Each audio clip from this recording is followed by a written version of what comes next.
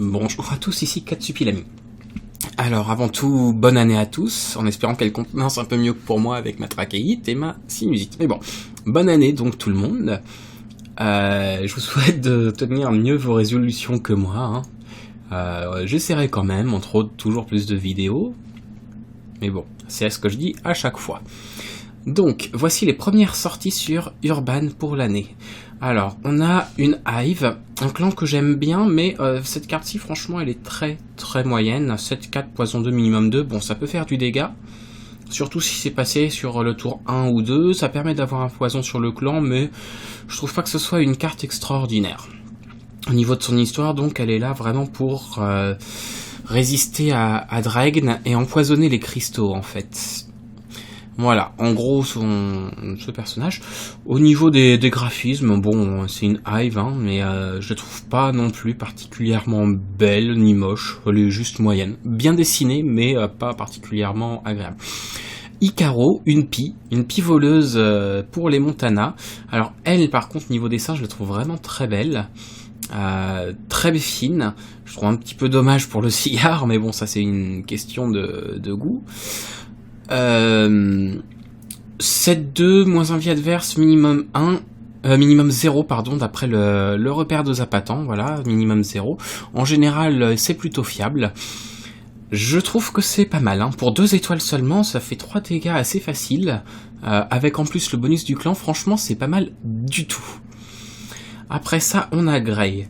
Alors, Grey, quand j'ai vu l'image, j'ai vraiment cru que c'était les Fricks. D'ailleurs, il en vient dans son histoire. C'est un psychopathe, Fricks, qui a été emprisonné, qui s'est retrouvé chez les Raptors. Voilà.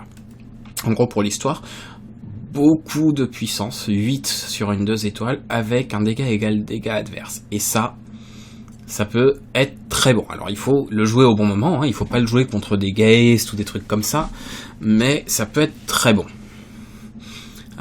Et pour finir, la carte, la sortie de la semaine, et puis la sortie depuis très longtemps, la meilleure sortie depuis très longtemps, je trouve. Une 8-6 stop bonus pour 4 étoiles seulement. Et franchement, il y a longtemps qu'on n'avait pas eu une aussi bonne carte. Elle se retrouve donc chez les Huracan, et elle vient défier El Divino. Bon, l'histoire n'est pas extraordinaire, hein, mais par contre la carte est à la fois plutôt bien dessinée, surtout à ce niveau-là en fait, surtout au niveau 3 je trouve, je l'aime bien. Niveau 2 est pas mal, me semble plus.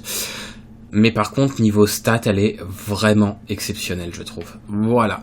Voilà pour les différentes sorties de la semaine.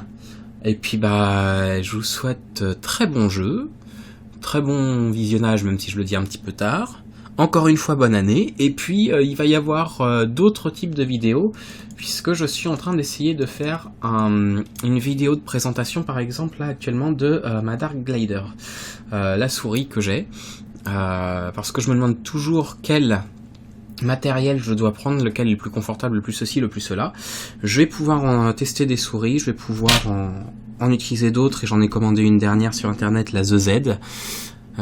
Donc j'espère que ça vous plaira, et en attendant, voilà pour les sorties. À très bientôt, bon jeu, salut.